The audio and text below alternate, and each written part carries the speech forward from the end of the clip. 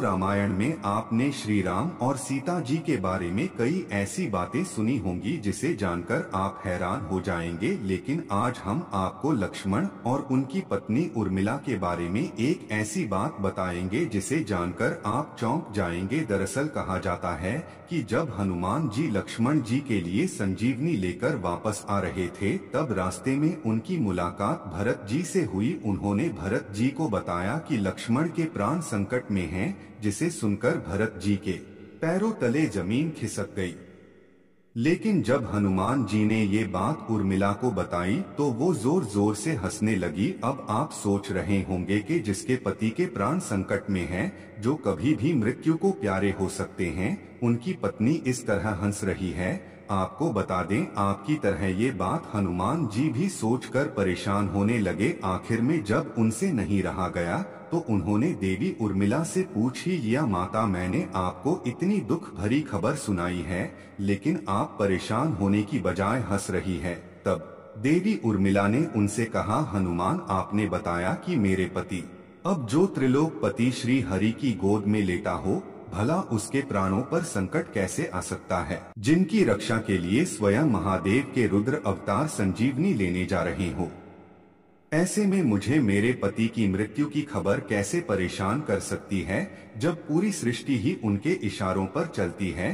तो आपके संजीवनी ले जाने से पहले सूर्य देव कैसे निकल सकते हैं? आप चाहे तो यहाँ कुछ देर आराम कर सकते हैं, क्योंकि मुझे पूरा विश्वास है मेरे पति न सिर्फ मृत्यु को हराएंगे बल्कि दुष्ट मेघनाथ का वध भी करेंगे।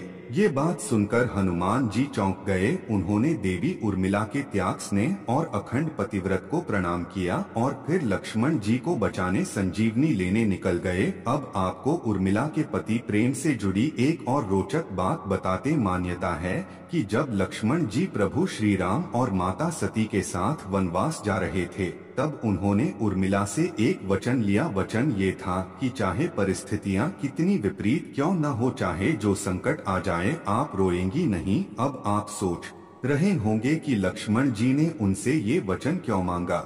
लक्ष्मण जी का कहना था कि अगर आप विकट परिस्थितियों में रोएंगी तो आप कमजोर पड़ जाएंगी। ऐसे में माँ और परिवार का ध्यान कैसे रख पाएंगी? क्या आप जानते हैं, अपने पति को दिए इस वचन को निभाने के लिए उर्मिला न तब रोई जब लक्ष्मण जी वनवास जा रहे थे, और न ही तब रोई जब अयोध्या के राजा दशरथ यानी उनके ससुर जी का स्वर्गवास हुआ था। यहाँ तक कि लक्ष्मण जी के मूर्छित होने की खबर सुनकर भी उनकी आंख में एक आंसू तक नहीं आया था। इतना ही नहीं, लक्ष्मण जी अपना कर्म अच्छे से कर सकें, इसलिए जब तक लक्ष्मण वनवास में रहे तब तक उर्मिला अयोध्या में सोती रही, यानी कि 14 साल तक उर्मिला अपने पति का साथ देने के लिए सोती रही। क्या आप इसके पीछे की वजह जानते हैं?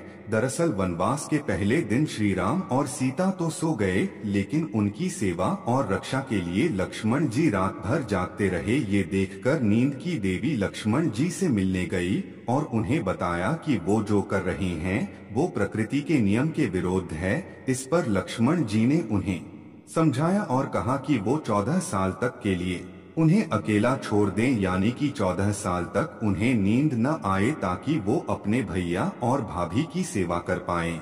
इस पर निद्रा की देवी ने उन्हें बताया कि ऐसा नहीं हो सकता है, ऐसा करना सृष्टि के नियम से खिलवाड़ करने जैसा होगा। लेकिन लक्ष्मण जी की सेवा भक्ति देखकर उन्होंने उनकी ये बात मान ली और उनसे कहा, मैं 14 वर्षों तक आपके पास नहीं आऊंगी, लेकिन आपके हिस्से की नींद का भार किसी को उठाना पड़ेगा। इस पर लक्ष्मण जी ने कहा, अयोध्या में मेरी पत्नी उर्मिला रहती है, आप उसे जाकर ये बात बताएं। नींद की देवी ने ये सारी घटना उर्मिला को बताई। तब उर्मिला ने उनसे कहा, अपने पति की नींद का भार मैं उठाऊंगी, जब तक वो वनवास में रहेंगे तब तक उनके हिस्से की नींद आप मुझे दे दीजिए। मैं अपना पत्नी धर्म निभाऊंगी, जिससे मेरे पति अपने छोटे भाई होने का धर्म अच्छे से निभा सके। इसलिए उर्मिला 14 साल तक सोती रही। आपको बता दें, उनके इसी तप के कारण लक्ष्मण जी मेघनाथ का वध कर पाए थे, क्योंकि मेघनाथ को केवल